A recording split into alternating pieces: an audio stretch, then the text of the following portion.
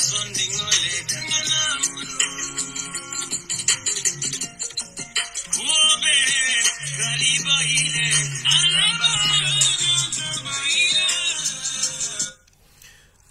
alaikum, good afternoon listeners. It's me Suleiman Ben Swari coming back on Facebook Live for a brief reaction.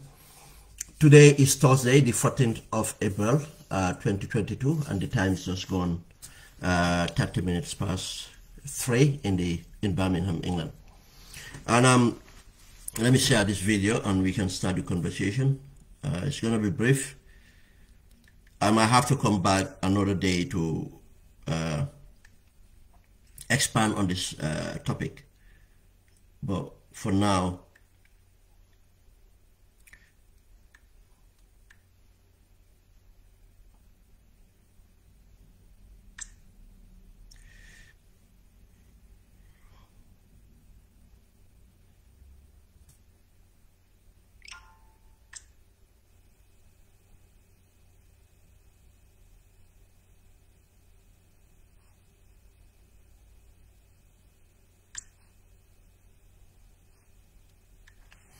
thank you. The new parliament, my reaction will be to the new parliament and what we expect from this parliamentary term under the administration of Adama Barrow. The topic is so important, I didn't have time, but I have to react to it. I'm just waking up and it's approved, it's official now. The nomination of Adama Barrow have gone through the parliament.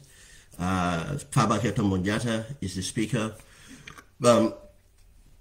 Silinja is the deputy speaker, and we have 3 nominated members: Fatmata Jawara and the other lady and the other gentleman. Yeah, and the importance of this program again, or this milestone. This should be President Barrow's first full-time,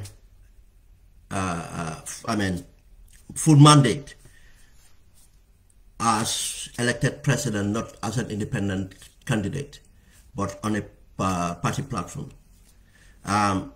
He might say that he's with a coalition, but we know there's nothing like a coalition in this.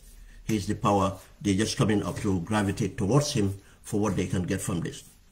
But again, it was this time in 2016 that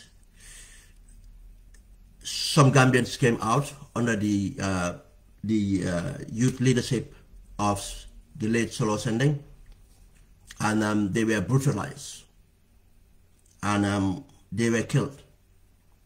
Many, part of those is Fatmata Jawara.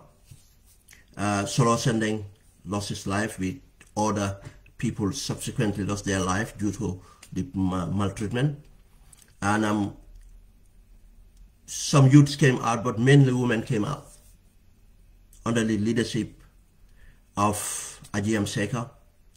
The UDP leadership came out, and the entire executive of the UDP was arrested and incarcerated and maltreated in prison.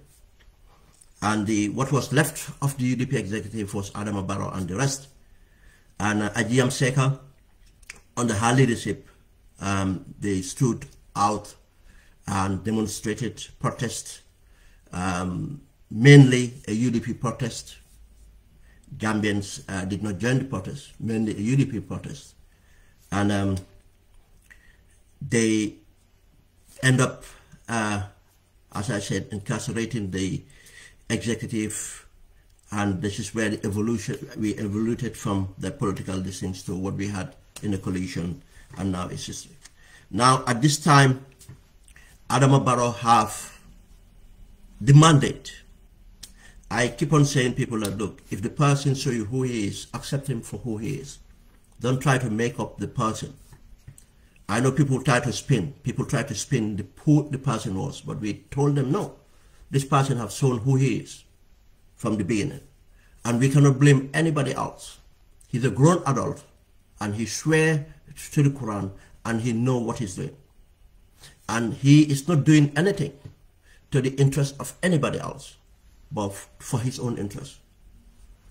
It's not that he is taking decisions for the national interest and mistakes happens. We could have let him off that. But we can see, we have seen that. And since he got away, every appointment he does, you can see what he meant for that appointment. It's about entrenching himself to be a dictator. This is where we are now. As I said, I will keep it brief because I didn't have time. There's a lot to cover. The parliament, he decided from the amount of Gambians he can appoint to bring back the people who have committed treason. It's just an irony. People who have committed treason. Fabakary Tombong, who was leader of the House, who actually put through the state of emergency, the state of emergency that led many Gambians to seek refuge, and some people died. The 𝐶𝐸, who stood out there and later become the spokesperson or Minister of Communication for Jammeh, and coming out and really agitating, denying that he would not be sworn here and everything else. Gambia now, that's if anybody continue to support Adama Barrow and you think that person is a good person, it's up to you. The same anybody who come out and support Adama Barrow, that person will comfortably support Yahya Jammeh for everything Yahya Jammeh did. And for people who ever question what's the difference between Barrow and Jammeh, I'll tell you the difference. It's not there in their name or anything. Names doesn't make people. A name of a person does not make him different to another man. What makes them different is their values, who they are. And the difference is here, Yahya Jammeh came through a coup d'etat, and Adama Barrow came through the ballot box. If Adama Barrow have come through a coup d'etat, Adama Barrow could have been worse than Yahya Jammeh. If Yahya Jammeh had come through the ballot box, Yahya Jammeh could have been better than Adama Barrow. That's why if anybody, this is not about anybody else. This nonsense of, yeah, because of UDP or because of this, I am going to support Barrow is a lie. It's a cheap excuse. There are alternatives out there. And if you don't want to support the alternative, as a human being, as a patriotic citizen, your values should have taught you that you will be independent and cast your vote where you think is right and continue to do your citizenship duties. You don't have to associate. And those who associate with Adama Barrow, it's not that they love Adama Barrow, they like Adama Barrow, or they care about the country. No. It's about what they can get out of what we have. Now, as I said, Adama Barrow have the opportunity now to do a difference from the amount of Gambians he can choose from, to nominate, to put it through. He refuses. He brought these two back. Not only brought these two back, he brought again someone rejected. And the others rejected for betraying their party or going to, and whatever narrative you put it, none of them have competence to serve in the diplomatic community, diplomatic councils. But he would give it to them. Tells you he doesn't care about productivity. He doesn't care about the integrity of the nation. He doesn't care about anything else. He's going to put them there for what he wants out of Gambia. It's not what is good for Gambia, what will progress for Gambia. Let nobody debate anything. Look, I will not debate with anyone who supports Adama. I'm not going to debate about Adam. I have better time to do that. My point is to engage in a conversation to enlighten ourselves better and to find the way forward and bring about the change. Because I'll tell you what's going to come after. When we talk about diversity, again, he disregarded diversity as important inclusivity is in governance. He doesn't care about good governance, about the Christian community. He does not. And you see, Adama Barrow have contempt against Christians. throughout his time in office. He have shown that. He have disregard for Christians. And what do you call a leader like him? I am not talking about tokenism or anything else. The speaker today should have been a Christian. That would have been the best. Or even speaker and a deputy speaker be a Christian, to balance it. But again, he chooses to do what he does. The competency of the other lady selected, nominated, we all know she doesn't have any competence. But why are they there? The gentleman, I don't know of the gentleman. He's got his AAT and other things. Probably he's got, obviously he have a bit of competence. But again, it's about being loyal for him. These people are not coming. You see, the issue is not about even person having competence, but the competence not measured actually on their education. Their competence measured on their integrity. They are not going there to this thing. You can get the most educated people, but if they don't have integrity, they lack the competence to be in parliament. Because parliament is not only to serve a party or an individual. It's about the national interest. It's not only about your constituency. It's about the national interest. They will do anything that Adama Barrow wants. And the sad thing is to bring in gender in a manner that you are trying to bring women into disrepute, women to insult. That's what those women do. Those women do, just as other men do. But in this sense, to mask it as gender or I'm bringing back two women, that's not true. There are women in that country that deserve to be in that house, but not those two. They are there for what Adama Barrow wants. Then it's completely clear that this is what Adama Barrow wants. And again, go and look at all the candidates Adama Barrow have put on on the party platform for nominated to represent the party. How many of them? How many of them have any competency? And I say again, I'm not measuring competency based on only their education, but the integrity. Go and look at their track records. Because anybody with integrity would not have even vowed to stand for NPP. Yes, I said that.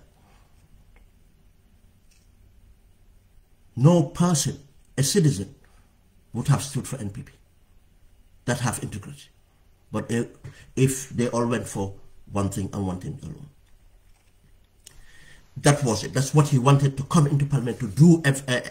For him, anything he wants. Now, this indicates the kind of cabinet we're going to have.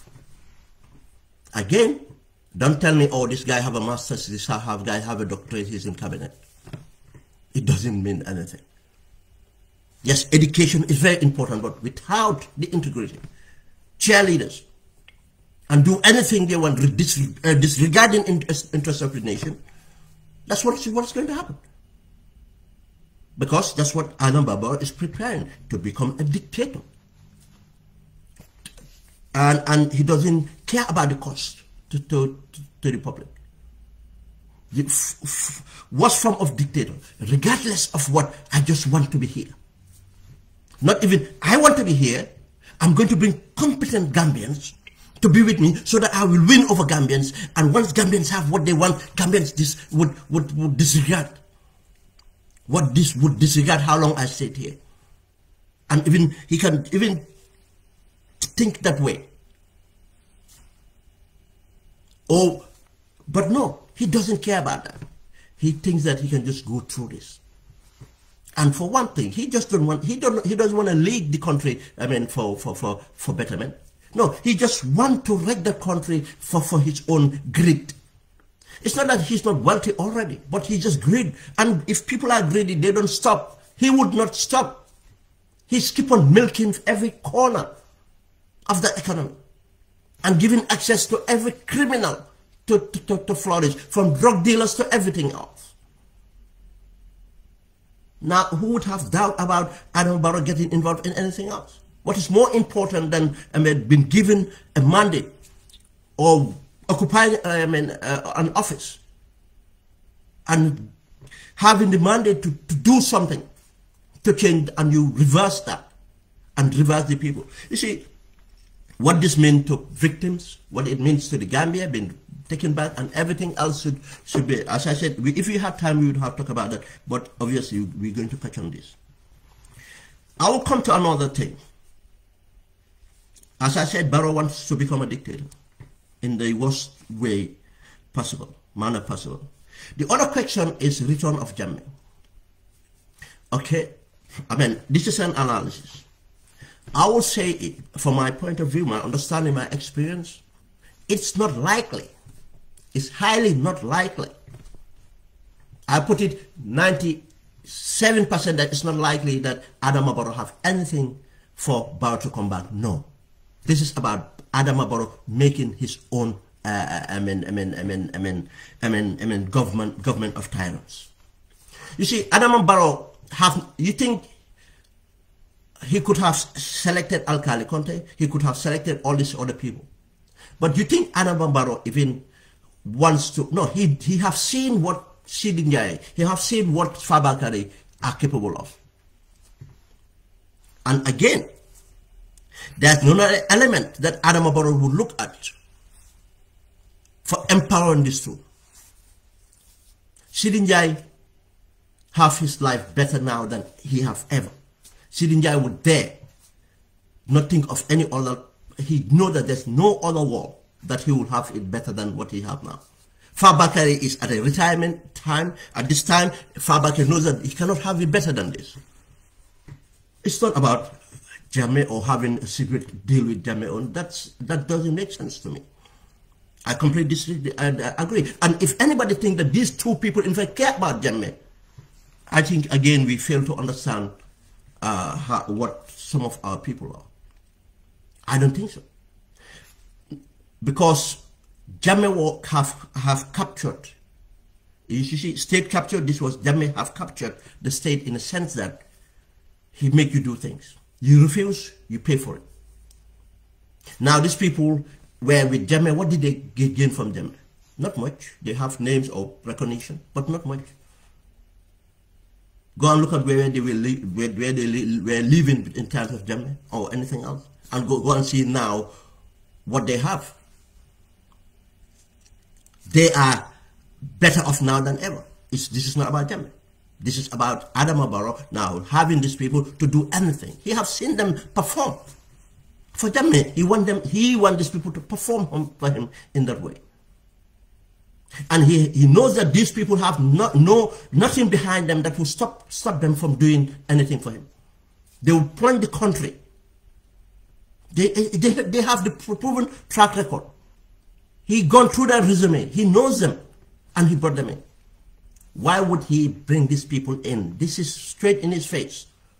It's not a mistake. It's calculated, and nothing to do with Jammeh. Why I say nothing to do with Jammeh? Two things. I know people will look at certain comparisons. Oh, you see Kenya, now the the president and the opposition, major oppositions are coming together. No. Probably you don't understand the details of that coming together. You see, as I said, I don't have time. I could have explained this thing, but I think the dynamics are completely different from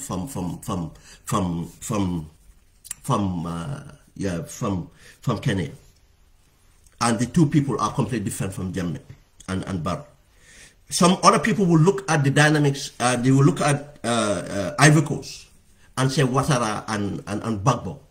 And now you see Gbagbo have even come back together. They might this thing. Ouattara might pass the government to Gbagbo. Look, it's not the same dynamics. Why it's not the same dynamics? Adam Barrow knows who Jammeh is. First, Jammeh to come back to the country. I'll tell you who Jammeh is too. Jammeh is a coward. Jammeh would never move out of Equatorial Guinea unless Jammeh is assured that if there's something in there that the minute he comes in, within 3 months, he'll take over the country. Because he knows that he cannot live freely in that country after, over 3 months. Nobody can guarantee him that. He knows that. Probably before even getting to anything, he might be indicted. He might be indicted. He knows that they are after him. They are after him. The international community is after him. And coming to Gambia will be easier because he knows that once they pressure Barrow, once the international community pressure Barrow, he'll be handed over. Jammeh knows that.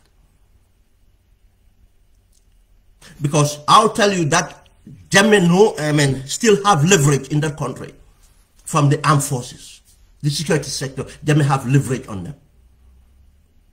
And Adama Barrow knows that. Why you think economic is in the country? It's because the fear of it's not the fear of Gambian people, it's the fear of the security sector. And why the fear of the security sector? That's why I said, I don't believe. The only time Jammeh will come into the country, Jammeh will be assured that he have a plan in place. That 3 months he will determine who governs, not Adama Barrow. And you think Adama Barrow will go through that process to allow that? Look, let us not even go into the equation of Senegal mopping up the Casamance region, mopping up the rebels, clearing up, and so on and so on. There are other implications. I don't think that is, and I don't even believe that Adama Barrow thinks about that way or anything else. This is about Barrow just having the people from Jammeh, and he have proven track record that to make him a dictator, and he will continue to be a dictator. Let's move on to the bad governance, the incompetence, and the corruption and nepotism. Now, again, for people that criticize anything else, Adama Barrow, with his that reconciliation speech or anything, you see, the word reconciliation here is abuse. The reconciliations that Gambia need, it's not to reconcile with criminals. Criminals are not to be reconciled, and criminals need to go through a process. Justice. Then after, from that impact, from that justice, then remorse will be guaranteed, and or there can be a process of reconciliation. But they are using the word reconciliation to entrench what Adama Barrow wants, to pick from the people he wants from the church to justify his appointments. And he selected 5 people. It's only one of them who is fuller. The other 4 are Mandinkas. Where is the diversity there? Where is the diversity there? Where is the diversity there? That's why, again, I'm telling Gambians, if they come out to tell you about tribalism, yes, tribalism happened, but mostly that tribalism is about them using it as a mechanism, not generally that Gambians are tribalists, not generally. It's a mechanism they're using against us. And because of, as a government, they use it as a mechanism, as a system, what happens is the reaction and the social media feeds or what these things, reactions would be louder than the majority that are quiet, trying to coexist. And we say, oh, Gambia now for tribalists. But no, it's yes, it's been used as a mechanism. Now, who thought that if Barrow, okay, hey, yeah, coalition government la. We had that coalition government la. Xam nga mom civil defense ñëwé na mëna form a better cabinet bepere lolu waye xam nga su UDP ñëwé dañoo jël sosé dañoo jël everything. Show me the evidence now. That's the start. He doesn't care. And I don't think I'm not saying that he chose those people because they are sources. No. He chose them for the competency they have. The 2 ladies to come out and just to cheerleader and insult and defend him for whatever it is. I don't know for the other gentleman how he's going to behave. I don't know him. But we know what these 2 have done. For Fabakary and Sidi Njie, we know their track records for what they do. He did not select Sidi Njie because he's a fuller. No. He did not select Fabakary because he's a Mandinka. No. Then we should be careful. That's why I keep on saying we should be careful about this tribalism thing. They are playing us. They are dividing us. Again, this bad governance is not sustainable, and it's going to get worse. Because what do you think Silinja is going to do? You think Fabaka is going to do? It's about bad. They are there to stop anything progressive to happen. Anything to happen will be for their Barrow's destiny. Now, Barrow did not have the numbers he wanted, but still now he will be able to do certain things depending on what we do as parliamentarians, opposition parliamentarians in there. The incompetence will follow. It will continue. I'm sorry. Because that's what's going to happen everywhere else. And it will be based on nepotism. That's why I said Gambia, we have more problem with nepotism than tribalism. Someone was surprised because, oh, I didn't know that person came from that family. I said, I keep on telling Gambians, stop looking at someone's surname and think that you can determine where they belong. Gambia, we are so interrelated. Stop looking at surnames. I said the problem we have even from the Jawara government, it was more of a nepotism. People talk about, tribalism, Terikafo, tribalism, Banyan Mafia. It wasn't true. It was about nepotism. They were not advancing a tribe agenda. They were advancing a family agenda. That's why you can look at it at times, say, oh, it's diverse. If you know Gambia properly and you see the tribe, oh, his surname is Swari. I didn't know his mother was Jalo, or I didn't know his this thing was Njai. I didn't know his mother was Jola. I didn't know his mother was Fula. I didn't know his mother was Mandinka. Because we intermarried. The nepotism would even get worse. And in every sector, this is going to follow. Anything Adam Barrow does, this is an example. You know, when this is the shots. The movie is, you know it from here. You can tell from here. The corruption will just spiral, will just continue. Just, you think it was bad? It's going to get worse. It's going to get worse. From the business sector, from the parastatal to everything else is going to get worse. It's going to get worse. Because these people cannot help themselves. Especially if he brings in even new people into cabinet, those people will try to catch up with the people that left cabinet. If you know how wealthy this cabinet is, how wealthy most of the people, I'm not saying all of them. I don't know of the higher education, I don't know of the lower education minister, what they've got. But I tell you, majority of these people from petroleum, finance, works, let's go on. They're filthy rich, filthy rich. It's not going to last. And next people coming to replace them, if they are replaced, you will see what, because those people will do the same thing. Go and find out what is happening on Social Security now. Go and find out what's happened to the Social Security reserves and funds. How Adama Barrow have already penetrated. Now you understand the other reasons why Mohamed Manjang was removed. Now you understand why Mohamed Manjang was removed. Whether he was a UDP sympathizer, whether he was a Mandinka or anything, it has nothing to do with it. Nothing to do with it. It was his character. It was his character they went against. Now go and see what's going to happen. And now it's a guarantee that now, people will believe Adam Barrow will be here another 5 years. Now they can do more. Impunity. Nothing happens. The biggest corruption, central bank, everywhere else, nothing will happen. Because of Adam Barrow is part of it. People close to him are part of it. And you think the police brutality would cease unless we do something about all that? Because all these people now will be empowered again. This is how it will continue. It will continue everywhere else. Now, coupled with the challenges we're facing, coupling with the challenges we're facing, global challenges we're facing, and you think things are going to get better in the Gambia? Look at, instead of going straight away, the finance minister coming out to just give out measures that to be taken. No, they're going to a tax force. The tax force thing is just like we're going to a commission. When you go to a commission, you investigate. We said that a commission is an investigation, but you have to investigate to bring the people that you have to put through the commission. Now, that investigation, the same investigation you do to bring people to the commission, that investigation was enough to take those people to the courts.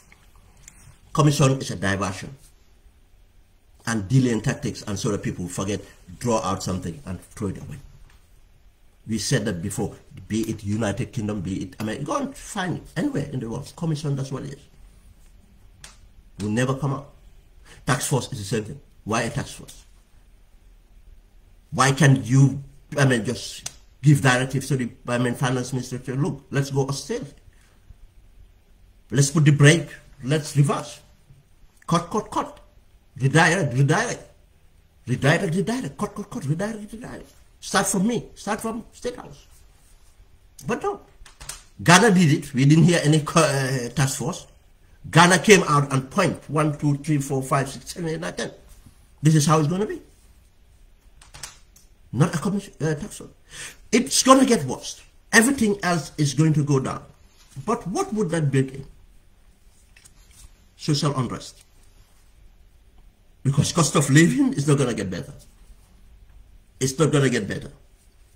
Because where they should invest, they will not invest. Even if they invest, the investment is not going to trickle down to where it should be. I give you a quick example of the fertilizer. Anytime they import fertilizer, from the importation, even for the procurement of fertilizer, Adamabaro, take a cut, somebody else take a cut. The time it gets down, there's a little bit of fertilizer to be distributed, and that too goes there. Hardly anything. How do we have a better yield when we can have fertilizer? Where we need to invest other places, tractors, where are they? Where are the tractors? All the tractors being received, they've gone to private farms or been driven out of Senegal and sold in Senegal. What else? Because that's what this government is, and it's going to get worse. The civil unrest and loss of sovereignty. We have to be very careful. I'll try to touch on some way forward things, but civil unrest is inevitable. I know Gambians need. Look, it has not got to there yet. It will get there. It haven't gotten there yet. And if anybody tells me that Gambian this, Gambian that, that's a lie. We have seen Gambians taking the back way. You think it's easy to take the back way? You think it's easy to take the back way? Per population size, Gambia, is leading on the amount of people in the back way, both men and women. Girls for that matter. And boys, men. You think they're scared? Gambians are scared? You think Gambians are scared? Go and ask in 𝐭𝐿. Go and ask in Liberia if Gambians are scared. Gambians are scared. Go and find out in many regions where Gambians are in fighting conflicts as mercenaries and other things. I'll tell you, even in Bosnia, Gambians where they're fighting based on ideology. Gambians fought in Guinea-Bissau based on ideology to liberate the Guinea-Bissau. And you think that Gambian is no more existence? You think that Gambian is no more in existence? It's a matter of time. Whatever is cushioning in the pressure or whatever it is, after is going to go off. The canister is going to blow off. I'll tell you, it's not going to, the cap is not going to stay. It's not going to stay. The pressure is going to come, it's going to blow off. And anybody, you can run on to say, oh, Ben Swale is calling for civil unrest. I'm telling you, I'm analyzing this and it's going to happen.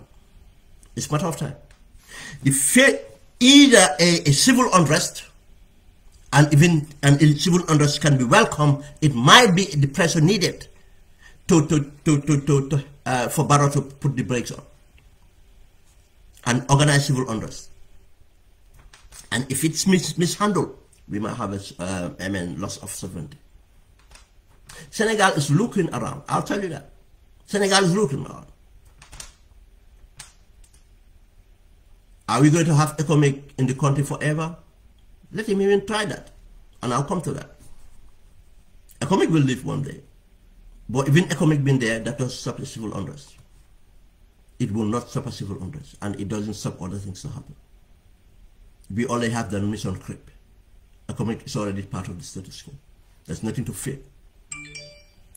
That civil unrest is likely to happen. organized or not. Something is going to, a fault line will happen and something will happen. And again, this is something we should be ready to deal with. The army will use their leverage. There will come a time the army will use their leverage. Whether ECOMOG is in there or not, I'll tell you that. Because I'll tell you, already what's in that army, the boiling, what people are boiling in themselves. And things, I'm not going to say how things might happen. I'm not going to go that far, but I can tell you things can happen in many ways. And I can tell you, as recent, not that things were not about to happen. Some people will not know. People will not know. And I'm about you.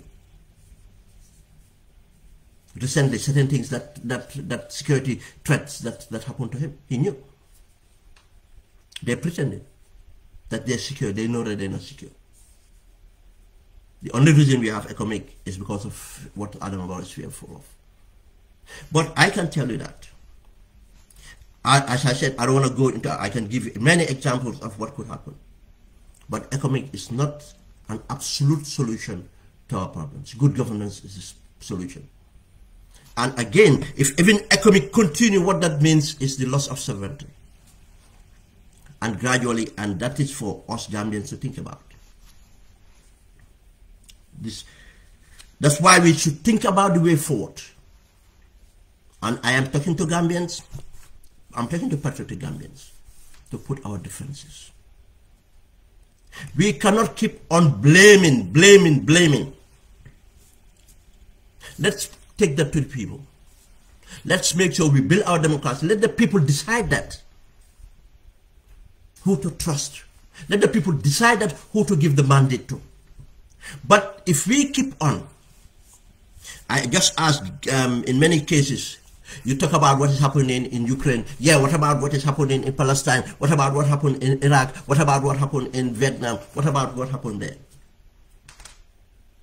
If we want to take that mindset, continue that. Oh, what happened in 2016? Yes, those things are important to be put into consideration when we take our decisions. But doesn't mean that it has to hold our decisions to look the other way for our country to sink. For our country to sink. No. This is where we talk about coming together. The coming together is to look at the national interest. When we look at anything, let's take a position in the national interest. As I said, I'm not going to debate with NPP members because I know what they represent. Just as I've never debated APRC. Go and look at my records. I never debate them. I never debate them. But I will debate the others. Because we might have different views. We need to educate each other.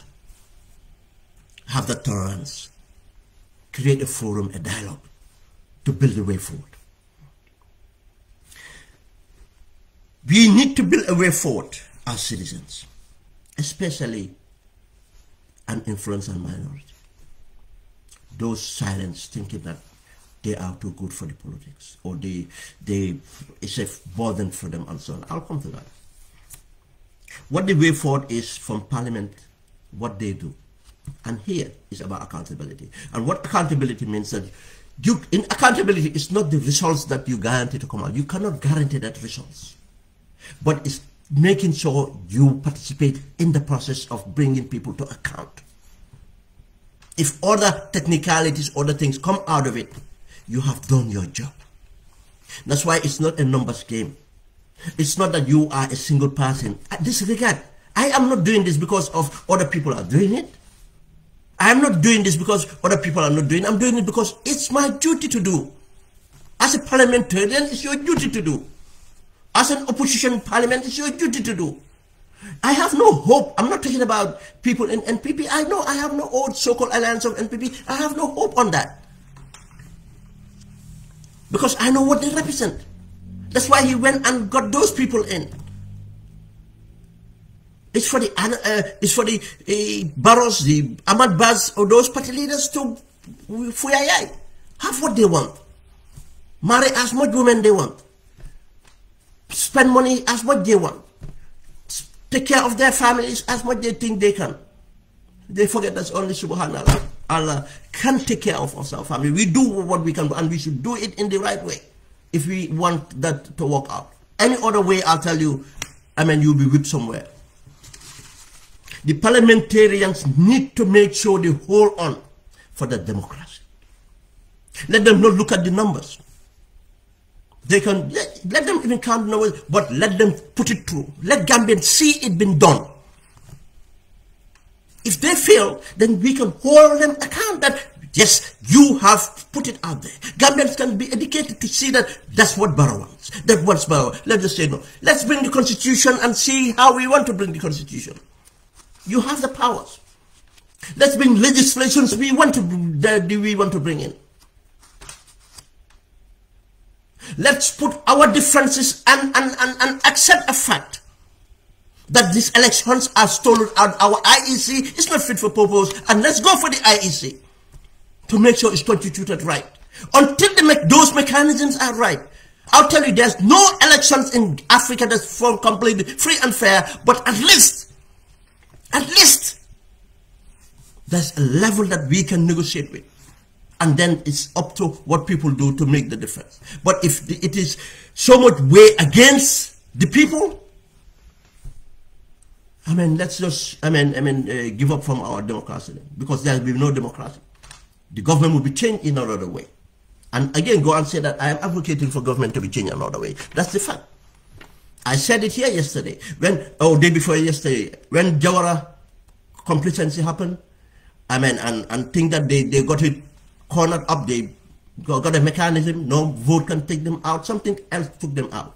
When Yahya Jammeh thought he got it right, no vote, no military can take him out. No, citizens came out and thought a way of taking him out. Yes, through the ballot box, but something else came in because we had to get rid of that guarantor of the ballot box. And the Gambians still want to make me believe that, we still should have 1 million voters. When we proven in 2016 that we didn't have million districts and we saw the difference. Yahya Jammeh came out asking for the 300,000. You think that's a coincidence? It was not a coincidence. People that took part in storing the voter cards, the voter cards and so on. The people that stored them, those are the people who went and burned them down. And some people Gambians still want to this thing. In 5 years we can justify that voter register. Let's just be honest to ourselves. This is not against anybody else. Let's try and bring a level playing field for our democracy so that we can determine the change of government through elections. That's why the parliament should go for the democratization. To make sure they do that, they should go for rule of law, make sure we have rule of law in the country. Because once democracy fails, anarchy prevails. And you keep on saying, hey, Gambia you can have a number because of the leadership we have. We continue to say that this accountability, be it corruption, be it anything, we need to see it being processed. Look, I'll tell you one thing. I said this from my analysis. Because of UDP came out and challenged in the courts, make noise about it, even they didn't get what they want. UDP came and published some decisions that have effect on many foreigners not turning out. And don't think that some foreigners did not vote. Many foreigners are telling not coming out, especially in the Combos and around, because they are more aware of what was happening. The other areas, because of vigilantism in that's happened. And again, I've shown you evidence. Macky Sall is doing the same thing. If the Senegalese ambassador said that 500,000 Senegalese are registered, I'm not saying that registered with him, he's lying. This is all part of their, the way they steal elections. Macky Sall is saying the same thing right now because of they are holding him accountable because that's the way he steals most of the elections. But through vigilantism in Senegal now, they manage to gain what they gain in the local government elections. Now they are going through to the parliamentary elections. He's trying to reverse that. It's up to us Gambians. But in parliament, they can do a lot. Expose it. Gambians will be educated. Expose it. Go and challenge it. Let people expose themselves. Let them take a vote. History will be on records. That's what accountability is. It has to be on records. We can just have perceptions. Put it onto a vote. Test them. Test the system. It's not how many of you are in honor, whether you voted through honor. It's by the principle of accountability. Challenge it. Force the transparency. And that will help and galvanize people to be engaged. And would not be a boring, rubber stamp parliament, no. So I didn't have time. As I said, we'll discuss this more. The way forward, again, political parties need to organize. And if I say political parties need to organize, basically right now, as it is, we have two political parties that looks to be viable. If they reform themselves, they have the opportunity to lead that country. And I made the analysis again. I don't have time, but this analysis will continue. That's the UDP and PDIS. You see, again, these are parties. PDIS existed in the First Republic, and they stayed until now. They sustained themselves to now. UDP existed as a reaction of the what do you call it? Dictatorship. Because UDP might not have been a party if we didn't have the dictatorship. I'll tell you that. Many people came into politics. And some left after they couldn't be sustained. Because politics is not easy. Even the main component of what formed the UDP was a protest. People from the PPP, people from NCP, civil servants and other people came and formed the UDP and chose a leader. And they went through the dictatorship and they sustained themselves for now. But there should be a change. I talked about the other time and I'll say it again. And that change should not wait. By December, if these parties did not restructure and change and build on the momentum, it will be too late. It will be too late. The political parties need to be vibrant. Both parties need to be vibrant so that Gambians can rally behind them. The other political parties, why I'm not saying it, it's not sustainable. A political party has to be based on ideology. A political party has to be based on form of movement. And either of those were not based on an ideology. It was not based on a movement. And that's why they're not sustainable. For instance, GDC was not based on an ideology. And I don't have time to be, I said, look, you cannot be a philanthropist and opposition. You don't have that money. Where are you getting that money from? It's not sustainable. And the government will outspend you. And it's not about charisma compared to your rivals. It's not charisma enough to captivate the Gambian people. No. It might captivate some settlements, some constituencies, some here or there. Because we have seen GDC have never done a dent where it matters. The combo and the KMC and BCC and where else? The BAC become never. Then it was never a sustainable thing. Look, CA, the same problem they have. They are young people. I wish they can sustain themselves, but I don't see it happening. Because again, the sustainability, opposition in Africa is very difficult. If you are in your infant years or certain years that's doing this, doing that, look, it's difficult to sustain that. Money will come into it, finance will come into it, and representations will come into it. I mean, it's quite difficult. That's why you have to go as a movement. You cannot just come and structure yourself. No, build it as a movement. Just as Senegal, when you hear PASTEF technically is not a political party, it's a movement. It's not a political party, it's a movement. PASTEF is a movement of, you can see the movement of youths coming up, going as an anti-establishment. But you cannot come as an establishment, party and move on. No.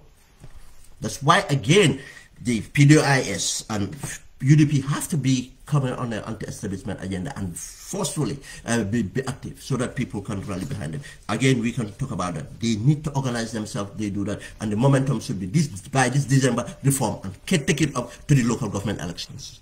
And local government elections, the important is get councillors as much as possible to build the grassroots so that the transactions, it's not a matter of money you have. Yes, money is important, but it's about the strategy. And I think UDP can learn from it this time out. They got this much in parliament, they have not spent that much. And they have not done their mega rallies and other things. And I know even they could have even got more if they had believed that this parliament election could be a defense that foreigners would not turn out to vote. They could have got more. Then what we can learn from here is, political parties can make a difference, but they have to be proactive. I am not saying that somebody else cannot come in, another party cannot come in, but any party that have to come in on an anti-establishment platform and to win. And if I had time, I could have done that before. I would have give you example from Senegal to Liberia to everywhere. How did they win the incumbent? It's not that incumbent cannot be won. Don't think that those incumbents did not steal elections. Don't think that those incumbents did not use the incumbent power to entrench themselves. They did everything. But they lost. Then we need to organize ourselves. And a charismatic leader can come out and even lead a movement and end up winning elections against UDP, against PDIs. It is possible. But that has to be, we have to be proactive in doing that. Adama Barrow is not going to let us ride in. We have to take it through. This would have to involve the silent influencer minority. Do whatever you think you can, but don't think that your existence in that country, it's going to be easy. I am not saying that they have a role to play in order to help the political parties to move on. Be it that they donate to political opposition, be it that they take part in educating the people in many ways, they can do that. But the point is, you cannot call yourself a middle class, you cannot call yourself someone with influence or whatever it is. You cannot want to live in the country and have peace and stability when you don't do anything apart from pay your tax and go and do your whatever business or job you do and go back to your home. It will not work. You have to do that little bit extra. You need to educate, you need to engage, you need to try to fix that society. If not, you will not live in peace. Your middle class status will come down because it's not sustainable. If you are in a business, will come down, especially if you are Gambian. I'll tell you, other businesses will be coming out from the neighboring countries and they'll take you out. Go and see the contracts given by Adama Barrow and see why he's giving it to those people when we have Gambians competent to do them. Companies coming from Sierra Leone, companies coming from Guinea-Conakry, companies coming from Senegal, Bissau, anywhere else. Now we have beverage coming from Bissau to the Gambia, exported to the Gambia. Beverage. We used to manufacture our beverage in the Gambia, Julbru, and transport it to Guinea-Bissau. Now they are importing, we are importing from Guinea-Bissau. Now we are importing from Freetown. And you think they're doing it for a favor for Gambia? And who you think those businesses are? They're foreigners. And those Gambian businesses thinking that you can cut and jive or whatever you call them and survive? No. And you think that the lack of employment, depressions and everything in that country, that the country would just live, happily, people will live happily and freely? And you think your houses, your families will be safe? Again, run and say that that's what Ben Chua is calling for. But this is how the reality. This is what happened. That's why South Africa, the middle class, don't have their freedoms, and the upper class, they have to live in gated compounds with armed guards and everything. Now, how do you enjoy your wealth when you want to even relax with your wife or this thing in the balcony? You have someone with a weapon as you in the scene as you in a prison. confined prison.